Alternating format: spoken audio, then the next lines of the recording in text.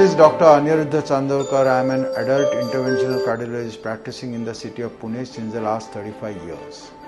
Pulmonary arterial hypertension is a new entity. It is a neglected cousin in the field of adult cardiology.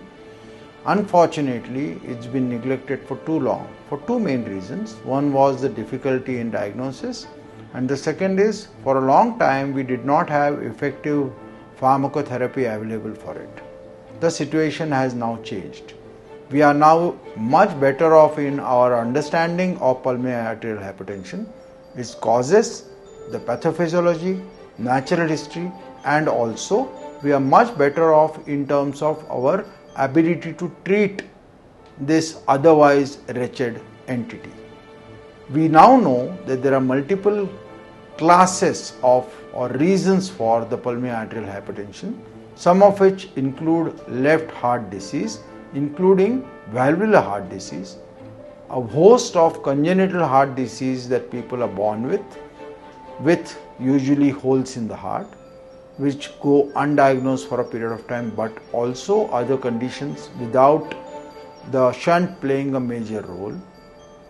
Then you have a large class of patients who have what you call thromboembolic pulmonary hypertension, which means people collect clots in their leg veins and throw them up to the right heart and then into the pulmonary circuit, which obstructs the flow of blood in the pulmonary circuit and gives rise to the development of pulmonary hypertension over a period of time.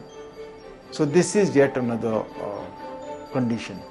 There is a very large group which is coming up of late called interstitial lung disease, and pigeons play a particularly nasty role in the creation and propagation of this disease.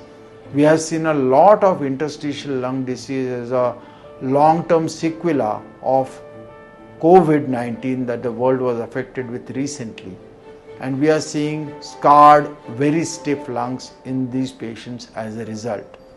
All these then lead to a symptom complex which is pretty much uniform.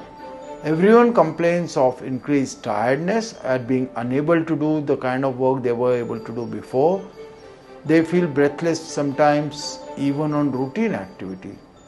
Then they will complain of palpitations, of chest pain, of swelling over the feet or over the face, a poor appetite, an increased amount of tiredness all through the day. Unless diagnosed in time, our ability to give functional rehabilitation for the patient is severely restricted.